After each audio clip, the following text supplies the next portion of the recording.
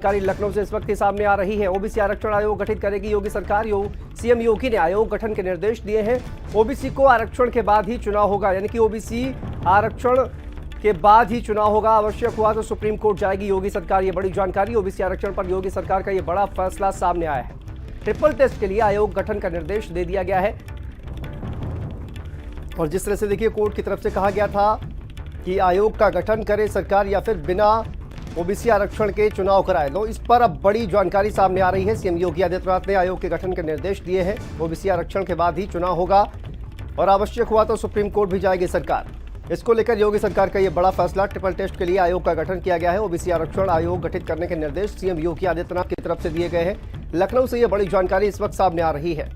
निकाय चुनाव पर हाईकोर्ट के लखनऊ बेंच का यह फैसला सामने आया और उसके बाद देखिए 2 ऑप्शन सरकार को दिए गए थे। और इसी खबर पर हमारे साथ स्टेट हेड वीरेंद्र सिंह जी जुड़ गए हैं। वीरेंद्र जी, अब देखिए ये कहा 2 ऑप्शन जिस तरह से सरकार को दिए गए थे और सरकार के पाले में गेंद थी, अब योगी आदित्यनाथ की तरफ से ये कहा गया है कि गठन आयोग का जो गठन है वो किया जाएगा। जो ट्रिपल टेस्ट कराने की बात सरकार ने कही है कि ओबीसी आरक्षण कैसे लागू किया गया, किस आधार पर बनाया गया, उसका ट्रिपल टेस्ट कराया जाए, 3 लेयर का टेस्ट हो, उसके लिए राज्य सरकार सहमत हो गई। फैसला आने के तुरंत बाद मुख्यमंत्री योगी आदित्यनाथ का ये बयान है। इस समय की एक बड़ी खबर है कि उत्तर प्रदेश की योगी सरकार ने कहा है कि वो आयोग गठित करने जा रही है और ओबीसी को उसका आरक्षण दिलाएगी और जरूरत हुआ तो इसके लिए सरकार सुप्रीम कोर्ट भी जाएगी। बिना ओबीसी आरक्षण के सरकार चुनाव नहीं कराएगी, ये भी उसने स्पष्ट कर दिया है। तो ये बहुत साफ है कि ओबीसी वोट जो है बीजेपी अपने पास से कहीं जाने नहीं देना चाहती है जी। बहुत बड़ा वोट बैंक है उत्तर प्रदेश में, करीब 54% के करीब ओबीसी है वोट, और इस वोट बैंक को नाराज करना कोई मामूली बात नहीं है किसी भी पार्टी या सरकार के लिए।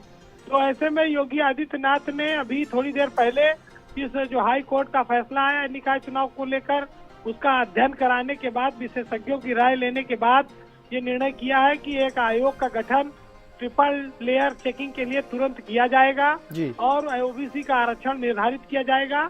और अगर इसके बाद भी जरूरत पड़ी तो नगर निकाय चुनाव अधिसूचना में जानबूझकर की। लेकिन देखिए सर, जिस तरह से कहा जा रहा है कि कोर्ट की तरफ से ये कहा गया कि जल्द ही चुनाव कराना चाहिए, लेकिन अब ट्रिपल टेस्ट को लेकर ये आदेश दिया गया है तो लेकिन डिप्टी सीएम केशव प्रसाद मौर्य ने एक लंबी प्रक्रिया होगी, काफी वक्त लगेगा। केशव प्रसाद मौर्य चुनाव जो है वो कितना डिले हो सकता है?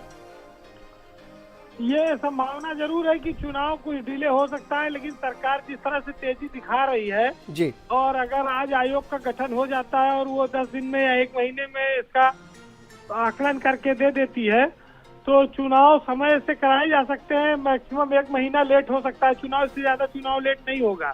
तो ये बहुत बड़ी खबर है कि यूपी सरकार कोर्ट के फैसले के बाद से सक्रिय हो गई है और वो चुनाव हर हाल में कराना चाहती है, लिहाजा उसने आयोग के गठन का निर्देश दे दिया है। आयोग से वो 1 हफ्ते में 15 दिन में कब वो रिपोर्ट चाहते हैं ये सरकार तय करेगी। अपने गठन के समय अधिसूचना भी उसकी जारी करेगी थोड़ी देर में, और उसके बाद उत्तर प्रदेश में चुनाव हो सकता है, निकाय चुनाव का रास्ता साफ हो सकता है।